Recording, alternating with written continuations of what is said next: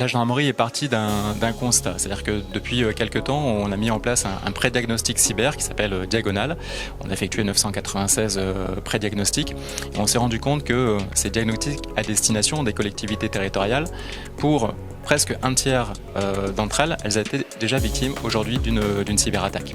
Et 1 sur 10 a déjà fait l'objet d'une attaque par rançon logiciel qui font partie des attaques les plus dévastatrices dans le domaine du cyber. Et partant de cela, ce que nous avons souhaité, c'était donner des messages de sensibilisation.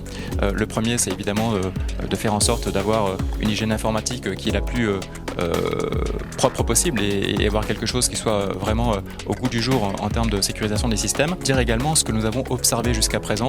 Ce qu'on a observé, c'est que bien malgré lui, très souvent, l'attaque intervient par l'intermédiaire de l'utilisateur.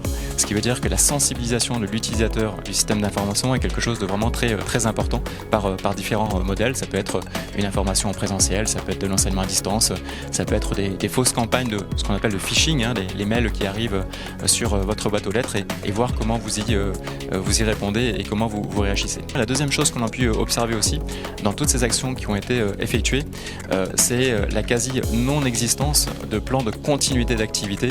C'est-à-dire que dès lors que la crise intervient, comment je dois réagir. Et ça, ce sont des choses qui doivent se préparer à l'avance, qu'on doit anticiper, qu'on doit planifier. C'est comment je vais travailler en mode totalement dégradé avec un papier, un crayon et un stylo. Les pré-diagnostics, en tout cas, ça ce sont des choses que nous faisons aujourd'hui.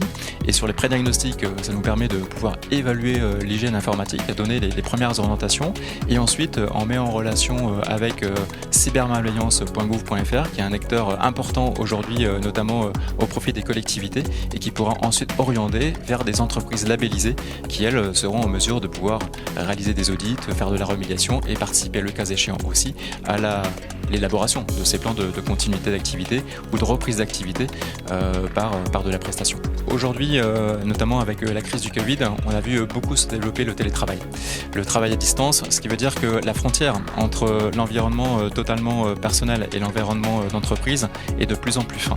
Et dans un monde qui est hyper connecté aujourd'hui, on a potentiellement parfois le sentiment de pouvoir passer très facilement de l'un à l'autre et avec, là aussi, des failles qui peuvent être importantes. Donc c'est pas uniquement le sujet des élus, c'est quelque chose qui est beaucoup plus vaste potentiellement, d'où cette sensibilisation qui est nécessaire pour tous et justement bien faire la part des choses entre l'environnement personnel et l'environnement professionnel.